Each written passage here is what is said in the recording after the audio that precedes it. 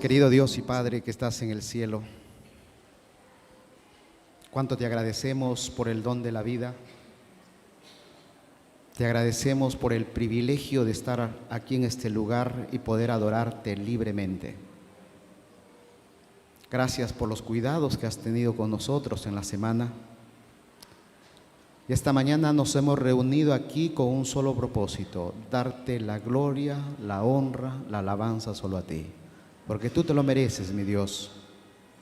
Gracias, gracias por ser tan bueno. Acepta esta adoración que te tributamos de todo corazón y bendice a todos los hermanos que están aquí en este lugar y a aquellos que están conectados en la internet. En el nombre de Jesús, amén. Hermanos, con esa actitud de reverencia, los invito a que por favor abran sus Biblias en Filipenses 4:6. Filipenses 4:6 dice: por nada estéis afanosos, sino presentad vuestros pedidos a Dios en oración, ruego y acción de gracias. Dios bendiga su santa palabra. Amén.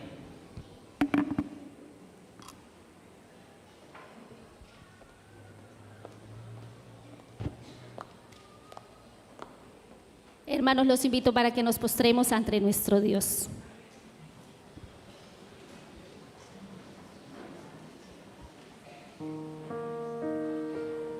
Oremos.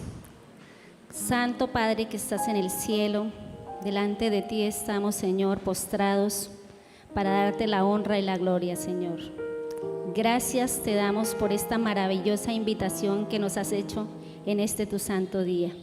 Señor, aquí estamos con tribulaciones, con angustias, con necesidades. Tú nos conoces porque tú nos has creado, Dios, pero nuestra esperanza, nuestra fe, nuestra seguridad está en ti, oh Dios.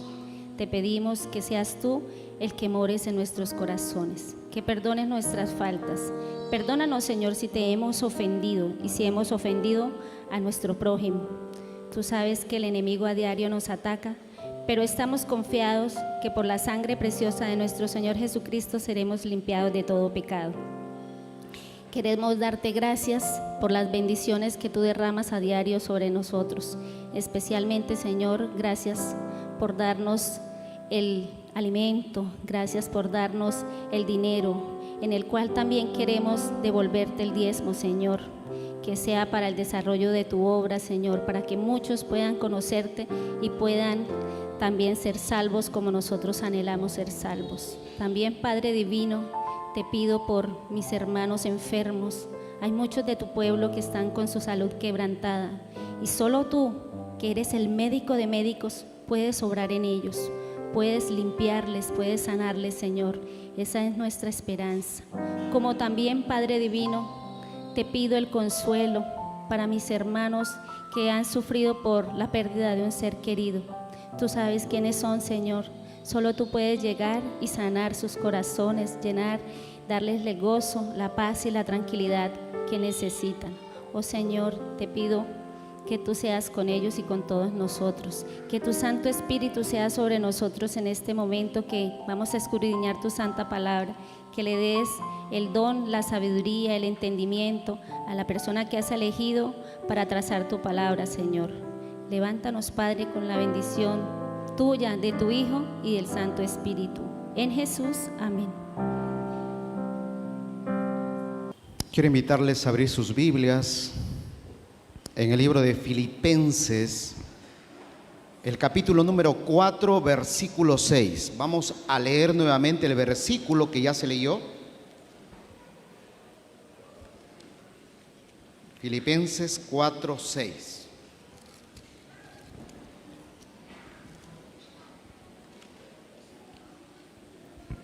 Dice así la palabra del Señor: por nada estéis afanosos, si no sean conocidas vuestras peticiones delante de Dios en toda oración y ruego con acción de gracias.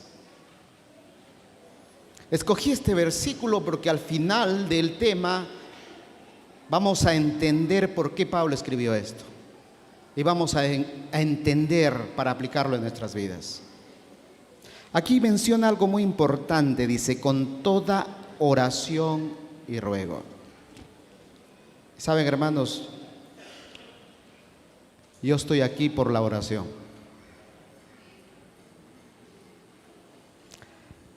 Hace 2 años, voy a tomarme un par de minutos, hace 2 años decidí abrir un grupo de oración en WhatsApp.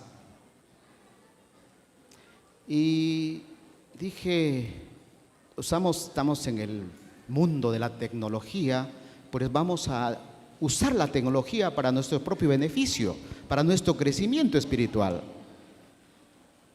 Dije, vamos a formar un grupo de oración en WhatsApp. Pero primero hay que ponerle reglas. Y las reglas son 3. La primera regla era, tienen que grabar su oración en audio, por lo menos una vez al día. El horario no importa, mañana, tarde, noche, madrugada, a la hora que se despierte, no sé, esa hora graben la oración. Ese es el primer requisito, oración en audio. El segundo requisito era, no se aceptan fotos, videos, sermones, estudios bíblicos, nada. Solo oraciones en audio y pedidos de oración por escrito, para después ponerlo en el muro y orar. Y el tercer requisito, que muchos ahí no lo cumplen y por eso abandonan el grupo, más de 3 días seguidos, si no dejan su audio de oración, se lo remueve del grupo. Ya hay integrantes de Estados Unidos y de Latinoamérica, que todos los días dejan su audio de oración allí. Y un día una hermana de Colombia me escuchó orar y me dice, ¿usted es pastor? No, le digo, no soy pastor. Y hicimos la conversación y me dice, mira, mi yerno es pastor y está en tal distrito. Y me gustaría que él te invitara para que vinieras. Vamos a orar, le digo. Si el Señor quiere que yo vaya a Colombia, pues iré. Pero si Él no quiere, no voy a ir. Y nos pusimos a orar. Yo le puse una prueba al Señor para que si estaba en los planes llegar a Colombia. Y el año pasado ya he venido como 4 veces aquí. Esta es la 5ª vez que estoy llegando a Colombia. No sé por qué. Por eso le digo, todo fue por medio de la oración. Así que esa invitación yo también les hago a ustedes. Si aquí hay alguien que quisiera formar parte del grupo de oración, no se preocupe, al final me pasa su teléfono y yo con gusto los voy a añadir. O si no, al hermano Javier, que él tiene un contacto mío, que también yo con gusto lo voy a dar. Por eso el apóstol dice, por nada estéis afanosos, sino sean conocidas con oración y ruego. ¿Podemos inclinar la cabeza para orar? Querido Dios y Padre que estás en el cielo,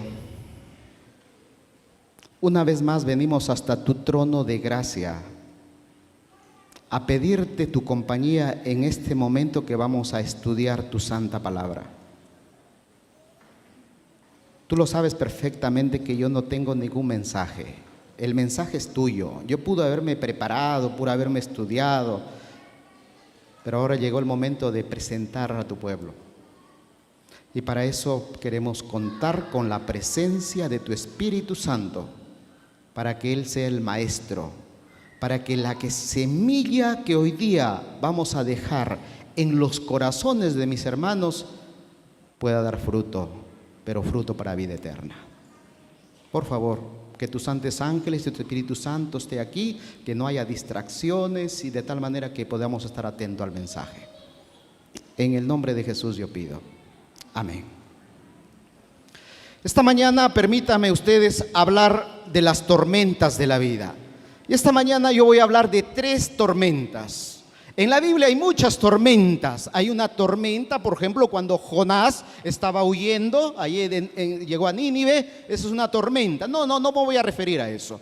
Voy a referirme de 3 tormentas. La primera tormenta de los discípulos y Jesús, la segunda tormenta de Pablo y la tercera tormenta de nosotros.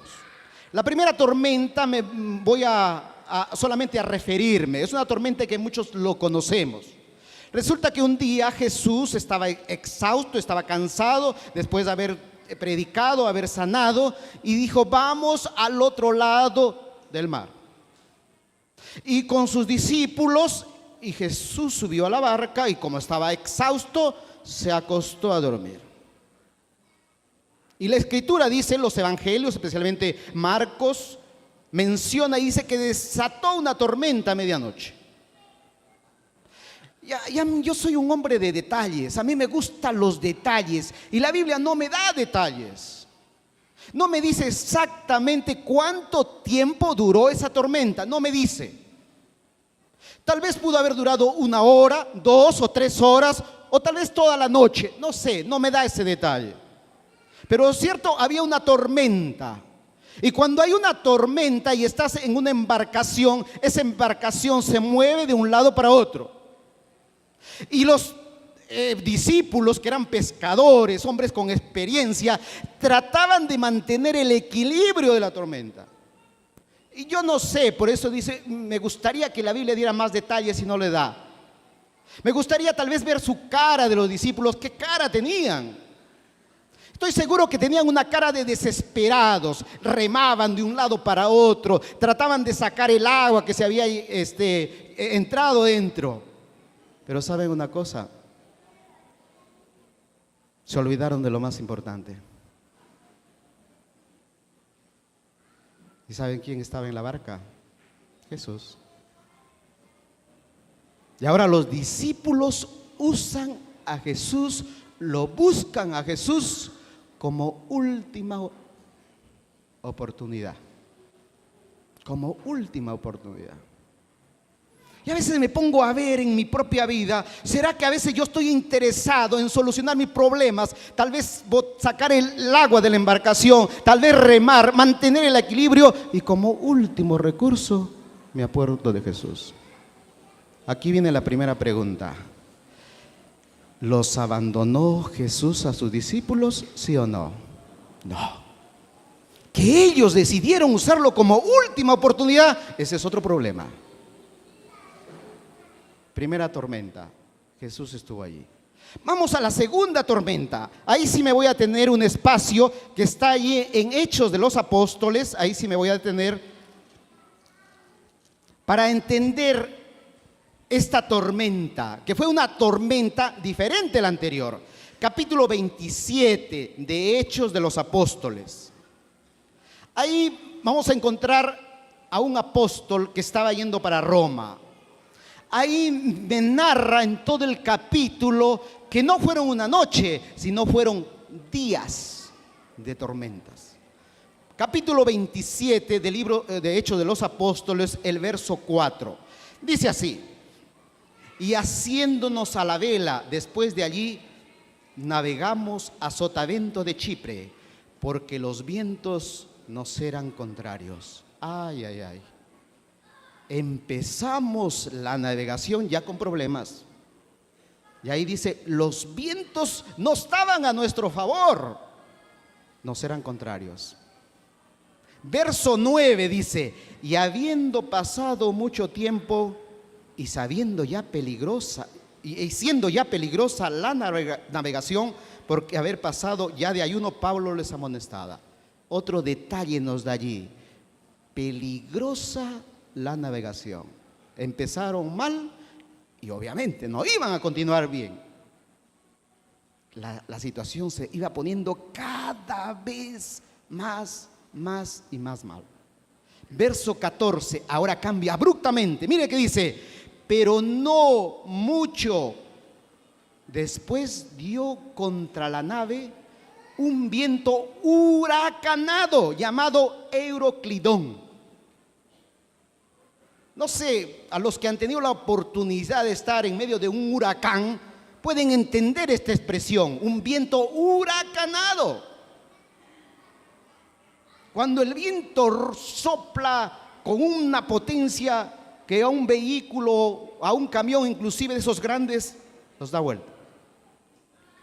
Y aquí estaba esa embarcación en medio del mar con un viento huracanado. La cosa estaba sumamente difícil. Y a veces cuando uno está en medio de una tormenta se pregunta: Señor, ¿hasta cuándo? ¿Hasta cuándo? Como les dije, no era una noche. Aquí esta navegación, esta tormenta, fueron 14 días. Entonces la pregunta dice: Señor, por favor, y ahí mire lo que dice el verso 20. Ahí yo creo que llegó la cúspide. Dice: y no apareciendo ni sol ni estrellas por muchos días, y acosados por una tempestad no pequeña, dice. ¿Qué más dice la última parte? Ya habíamos perdido la esperanza de vivir. Situación difícil, ¿no? La esperanza de vivir, o sea, ya llegó nuestro fin. Había 276 personas en esa embarcación que habían perdido la esperanza de vivir. Difícil, terrible. No había sol, no había estrellas, pero en medio de ese problema se levanta una voz. El verso 22 dice: pero ahora os exhorto a tener buen ánimo, porque no habrá ninguna pérdida de vida entre vosotros, sino solamente de la nave. En el verso anterior dice: y habían perdido la esperanza de vivir. 276 personas menos una. Me estoy refiriendo al apóstol Pablo. Él no había perdido la esperanza de vivir. Y él empieza ahí diciendo: por favor, les exhorto a tener buen ánimo. Y estoy seguro que los que estaban en la embarcación lo miraron de pies a cabeza y le dicen: ¿qué estás diciendo? Mira lo que estamos pasando, y dices buen ánimo. Hermanos, uno que trabaja con consejería, esas son las palabras mágicas: ánimo. ¿Y saben por qué? La respuesta lo tiene el verso 23. Dice: porque esta noche ha estado conmigo el ángel de Dios, de quien soy y a quien sirvo. Wow, impresionante. Pregunto: ¿abandonó Dios a Pablo? No. ¿Abandonó Dios a sus discípulos? No. Por eso a Pablo le mandó el ángel. Pero aquí dice algo muy importante: de quién soy y a quién sirvo. Entonces yo puedo llegar a una conclusión aquí, que Pablo conocía muy bien a Dios. Y no lo conocía en medio de la tormenta, lo conocía antes de la tormenta, durante la tormenta y después de la tormenta. Y es una tragedia que muchos cristianos tienen, que solamente en el momento de la tormenta buscan a Dios. Solo en medio de la tormenta piden oración a Dios, no antes de la tormenta. Hace muchos años, cuando estudiaba en la universidad, me encontré con una frase muy bonita, y que lo apliqué en mi vida. La frase decía así: si quieres sangrar menos en tiempo de guerra, tienes que sudar más en tiempo de paz. Bonita frase. Si quieres sangrar menos en tiempo de guerra, tienes que sudar más en tiempo de paz. Y esa frase lo apliqué a mi vida y dije: si quieres sufrir menos en el momento de la tormenta, en medio de la prueba, tienes que orar más en tiempo de paz, no solamente en el tiempo de la tormenta. Y eso me ha sustentado. Aunque la tormenta sea difícil, aunque la tormenta sea complicada, Dios está allí. No lo abandonó a Pablo, no abandonó a sus discípulos. Y yo quiero hacer un anuncio esta mañana. Estamos en julio 27. Para llegar al fin de año faltan algunos meses. Y el anuncio que voy a hacer es el siguiente. En el año que resta va a haber frío, va a haber calor, va a haber alegría, va a haber dolor. ¿Y saben qué? También va a haber muerte. ¿Quién? No lo sé. No sé si a lo mejor el que está a mi lado o algún pariente cercano, no lo sé. Verso 25 dice: por tanto, oh varones, tened buen ánimo. 2 veces ya va, esa palabra buen ánimo. Porque yo confío en Dios, que así será como se me ha dicho. ¿Quién puede solamente decir estas palabras? El que pasa tiempo con Dios. No hay más. En otras palabras, yo confío y yo conozco a Dios. Y sé que Él no me va a abandonar en medio de esta tormenta. Y ahora pregunto, ¿tú confías en Dios? Y cuando vas al médico y das un diagnóstico, te dice: mira, te quedan poco tiempo. ¿Confías en Dios? Cuando estás metido en un problema económico y vas al banco y te dice: mire, su problema no tiene solución. Usted nos paga o nos paga, si no le quitamos la casa. ¿A quién le crees? ¿Le crees al médico? ¿Le crees al economista? ¿Al político? ¿A quién le crees? ¿Le crees a Dios? ¿Estás pasando tiempo con Dios? ¿O solamente quieres pasar tiempo en medio de la tormenta? Por eso recuerden la frase: si quieres sangrar menos en tiempo de guerra, tienes que sudar más en tiempo de paz. Final de la tormenta, llegaron todos, nadie, absolutamente nadie murió. Llegaron a la orilla, unos nadando, otros tal vez en tablas, pero llegaron. Nadie, ni un cabello cayó. Repasamos. Primera tormenta. ¿Jesús abandonó a sus discípulos o no? Segunda tormenta. Pablo, el siervo de Dios, ¿fue abandonado por Dios o no? No. Vamos a la tercera tormenta. La tormenta de nosotros. Ustedes saben que las tormentas más difíciles que han pasado los seres humanos no ha sido en alta mar, no ha sido en medio del barco, han sido en tierra. Una de las tormentas más difíciles que me ha tocado vivir fue hace algunos años, la muerte de mi esposa. Esa sí fue una tormenta dura. Una tormenta que probó mi fe, probó mi fidelidad a Dios, probó mi perseverancia hacia Él. Pero Él jamás me abandonó. Él siempre estuvo ahí. Yo no lo vi, es cierto, pero yo vi su mano misericordiosa. Ahora pregunto: ¿cómo resiste usted a las tormentas? ¿Saben por qué? Porque todos en algún momento vamos a tener una tormenta, si es que no estamos en una tormenta actualmente. ¿Cómo reacciona? Para algunos pueden ser más difíciles que otros. ¿Cómo lo está resistiendo? Todos, absolutamente todos vamos a experimentar en algún momento esa tormenta. La pregunta es: ¿cómo lo vamos a sobrellevar? ¿Tiramos la toalla o nos damos por vencidos? o continuamos adelante?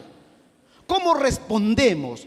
¿Nos quejamos o perseveramos? ¿O descubrimos que Dios está haciendo en nuestra vida algo que todavía falta por completar? Pregunto, ¿cuál es la tormenta que tú ahorita estás pasando? Yo puedo mirar tu cara ahorita. No puedo conocer más allá. Dios lo conoce. ¿Cuál es tu tormenta? Tu tormenta puede ser que de pronto te estás sintiendo mal y sospechas que algo no está bien en la salud. Tu tormenta es que tienes que cuidar a un familiar que está enfermo y está hace mucho tiempo enfermo. ¿Puede ser tu tormenta esa? Tu tormenta puede ser que te han despedido del trabajo. O tu tormenta puede ser alguien que en el trabajo te está acosando con otras intenciones y si pierdes ese trabajo no tienes más. Yo no sé cuál es tu tormenta. Solamente sé que todos vamos a pasar por las tormentas. ¿Y saben una cosa? Cuando pasemos por esa tormenta, jamás nos pongamos a pensar, decimos, ay Señor, gracias, salí de esa tormenta. Mentira, viene otra. ¿Por qué? Porque Jesús no nos prometió el cielo aquí. Él dijo claramente, en el mundo tendréis aflicción. En otras palabras, en el mundo tendréis tormentas, no tormenta en plural, tormentas. Ahora, hemos venido hablando de las tormentas, pero vamos a analizar un poquito cuál es el origen de las tormentas.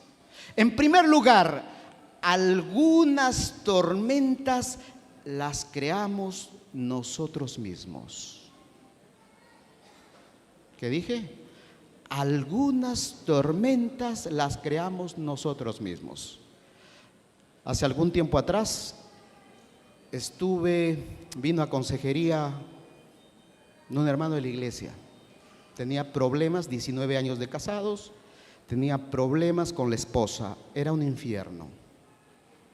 Conversando con él,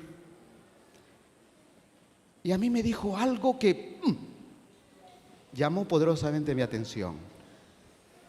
Me dice, cuando yo conocí a esta mujer, yo le pedí a Dios en oración que Él me mostrara si ella iba a ser mi esposa. ¿Y sabe qué me dice él? Dios me mostró en 2 oportunidades que ella no era. Yo no le dije nada. Le digo, ¿y por qué desobedeciste a Dios? Te metiste tú mismo en la tormenta. Entonces, muchas tormentas son creadas por nosotros mismos. Otro tipo de tormentas son creadas por otras personas que están afectando nuestra vida. Me acuerdo de una tía, por ejemplo, que un primo mío se metió en problemas con la justicia y fue preso. Los martes era día de visita en el penal. Sagradamente esa tía los martes estaba yendo a visitar al hijo. Los amigos, ni uno fue a visitarlo. ¿Y cómo sufría mi tía por su hijo? Puede ser que en casa hay un hijo rebelde que está metido en las drogas y uno está sufriendo. O sea, es una tormenta ocasionada por otras personas. Otro tipo de tormenta, otro origen de la tormenta. El diablo es el responsable de esa tormenta. ¿Quieren un ejemplo? El caso de Job. ¿Se acuerdan? Cuando dice, él te sirve porque tú le has rodeado de todo. Muy bien, anda. Ataca sus finanzas, ataca a su familia, ataca su salud, pero su vida no la toques. Fue una tormenta que le tocó pasar a él. Pero ¿quién fue el creador de esa tormenta? El diablo. Muchas veces, aunque parezca irónico, Dios es el responsable de la tormenta. Y alguien puede decir, hey, un momento, ¿cómo es esto? ¿Si acaso Dios no es amor? Claro, sí. Pero a veces Dios nos manda una tormenta porque esa tormenta tiene un propósito específico. Ahora, ¿Cuáles serán los propósitos de las tormentas? ¿Sabe cuál es? Captar nuestra atención. Porque a veces vamos por la vida con planes aquí, que me compro la casa, que termino aquí, que allá, y para Dios, en último lugar. Y alguien dijo por ahí que para mirar a Dios a veces hay que estar en la cama y mirarlo así. Ahí recién nos acordamos de Dios. Y a veces hay que ir a un hospital, hay que ir a una cárcel para recién. Entonces, Dios quiere captar nuestra atención, pero en el mundo que estamos viviendo no nos va a poder hacer. Entonces, a veces ese propósito de esa tormenta, captar nuestra atención con pruebas, con aprietos, con problemas, con persecuciones, para buscar a Dios. Otro de los propósitos es para confrontarnos con algún pecado que no agrada a Dios y para corregirnos. En alguna parte de este mundo, un día vino a buscarme un hermano que no podía dormir, primer anciano en esa iglesia. Vino a buscarme, me dice: ya fui a los médicos, me han hecho todos los exámenes y ¿saben qué? No tengo nada. Mi problema es psicológico. Solamente puedo dormir 2 horas, 3 horas. Final de la historia.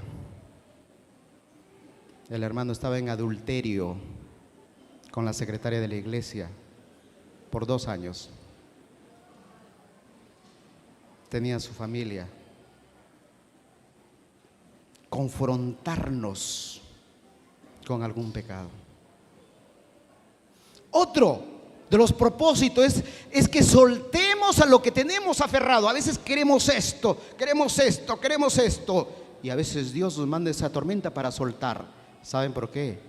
Porque Dios siempre tiene algo mejor y nosotros no nos damos cuenta. Y me acuerdo muy bien, el 11 de septiembre de 2001, ustedes cayeron en las Torres Gemelas, el ataque. Pero el día 10, septiembre 10, una muchacha, una secretaria ejecutiva que trabajaba en las torres, lo despidieron del trabajo. Ella estaba preocupada, decía: y este trabajo, tanto me ha costado llegar a trabajar en esta importante empresa y todo lo demás, y ahora tengo que pagar la casa, el carro y todos los compromisos económicos que tenía. Pero fue despedida del trabajo el 10. Llegó el 11, obviamente no iba al trabajo porque estaba despedida. ¿Y qué pasó el 11? A veces Dios nos libra a veces de la misma muerte y nosotros a veces no entendemos. ¿Qué más? Porque quiere transformarnos a su imagen. No os conforméis a este ciclo, dice, sino transformados de su renovación de nuestro entendimiento, dice la palabra de Dios. Hace algunos años atrás yo terminé de estudiar psicología y estuve trabajando en la organización que hacía las pruebas de VIH-Sida. Por mi consultorio pasaban todos los que tenían que hacerse la prueba. Primero hacía el protocolo y por qué te estás haciendo, y aquí y allá un montón de información. Después daba la orden, iban al consultorio, les traían sangre, le hacían el análisis y nuevamente tenían que pasar por mi consultorio para recibir su resultado. La mayoría que yo entregué eran negativos, hasta que me tocó el primero, positivo. Y para mí fue una lucha interna, porque la cosa estaba seria. La muchacha tenía 22 años. Había salido del país para estudiar en otro país vecino. Ahí conoció al novio y el novio fue quien la contagió. Después tuvo que regresar porque ya no podía. Y cada vez las cosas se iban poniendo peor, peor, peor, peor, peor. Las hermanas preocupadas. ¿Y ahora qué hacemos? Y cuando tuve que entregar ese resultado, en otras palabras, decirle te vas a morir, te queda muy poco tiempo, porque estaba ya en la fase terminal. Fue duro. Y otro de los propósitos de las tormentas es para equiparnos, para que sirvamos a Dios. Nuevamente la pregunta, ¿cuál es tu tormenta? El propósito de las tormentas tiene dos propósitos. Primero, o nos edifica o nos destruye. ¿Escucharon bien? Las tormentas o nos edifican o nos destruyen. Les cuento un caso. Hace mucho tiempo atrás, cuando vivía aquí en Sudamérica, tenía un amigo en la iglesia, mi amigo Jairo.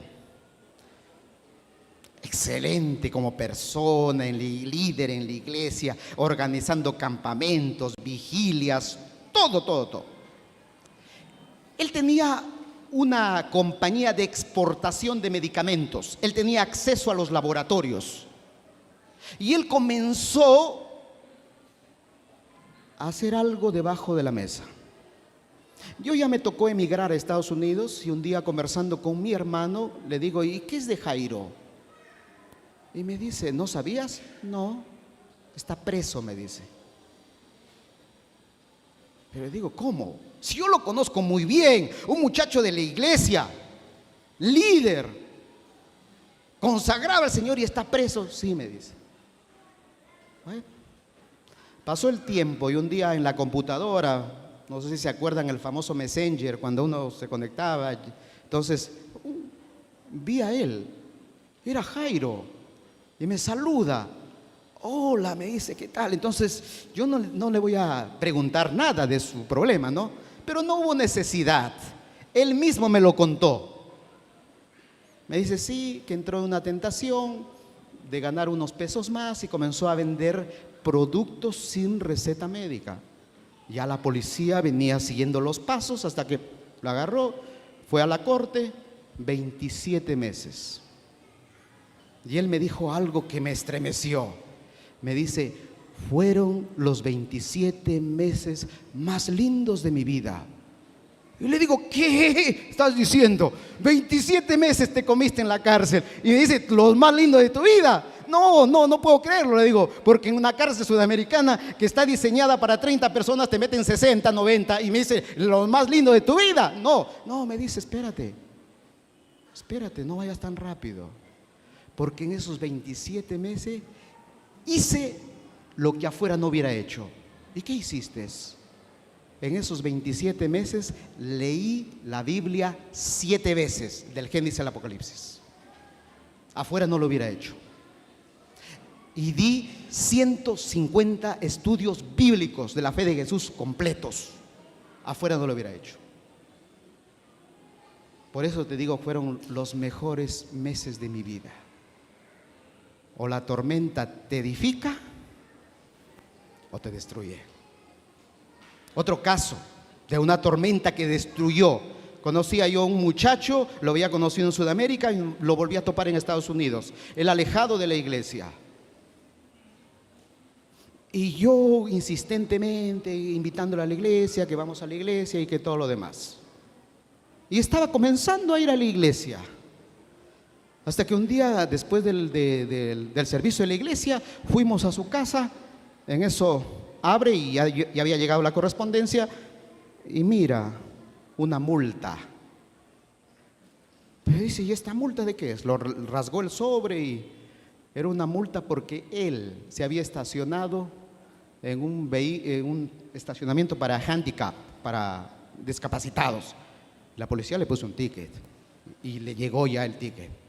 Y él dice, no, pero ¿cómo puede ser posible? Uno que ahora empieza a buscar a Dios y mira lo que le está pasando. Hizo el comentario ese. Y después lo buscaba para ir a la iglesia, no quería ir. Ya no quería ir. Y siempre había excusas. O la tormenta te edifica o te destruye. ¿En dónde estás en tu tormenta? ¿En la mitad? ¿Al final de la tormenta? No lo sé. Pero solamente sé que Dios está allí contigo y no te va a abandonar.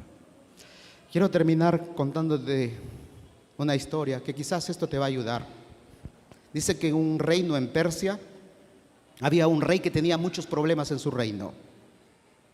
Y tenía sus consejeros, demasiados problemas. Y el rey estaba con dolor de cabeza. Y llama a unos consejeros y le dice: mira, mañana me vas a traer algo escrito que cada vez que yo tenga problemas vaya y lo lea y me reanime. ¿Está bien?, le dice. Sí, sí, sí. Y él se fue a la casa preocupado. ¿Y ahora qué voy a escribirle al rey?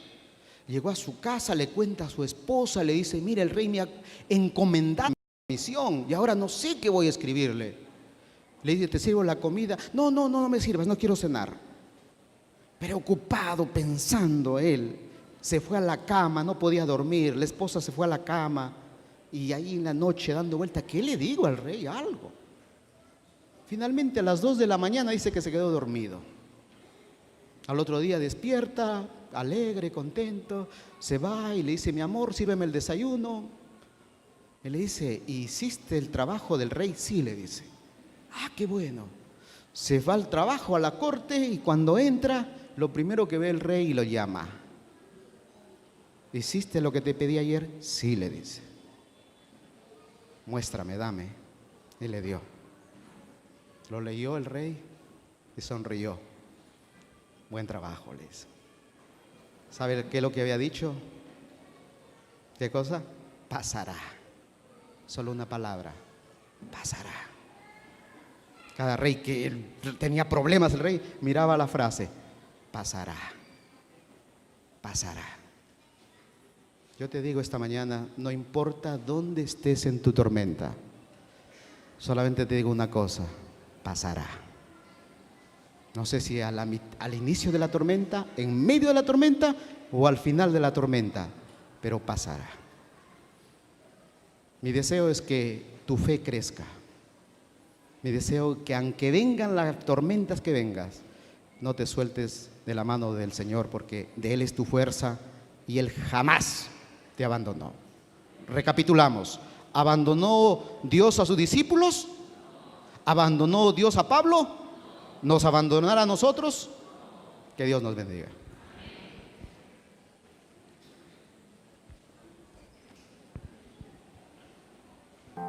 Señor que estás en el cielo, gracias por tu palabra. Tu palabra es viva, es eficaz. Y gracias por instruirnos esta mañana en tus caminos y a seguir confiando en ti a pesar de las tormentas que podemos estar pasando en nuestra vida en estos momentos. Asístenos, aliéntanos y recuérdanos siempre esa palabra: pasará, porque nada es eterno, todo va a pasar. Solo tú, cuando vengas e inaugures ese reino eterno que no tendrá fin, ahí solamente habrá felicidad. Y queremos estar ahí, Señor. Gracias, gracias por tener mucha paciencia con nosotros. Acompáñanos en nuestros hogares y bendícenos en nuestra vida espiritual, que podamos crecer y ayudar a crecer a otros. Que esta tarde podamos regresar para seguir aprendiendo de ti, especialmente en este tema del sexo, que estamos teniendo problemas tu iglesia. Tráenos de vuelta, por favor, esta tarde. Te lo pido en el nombre de Jesús. Amén.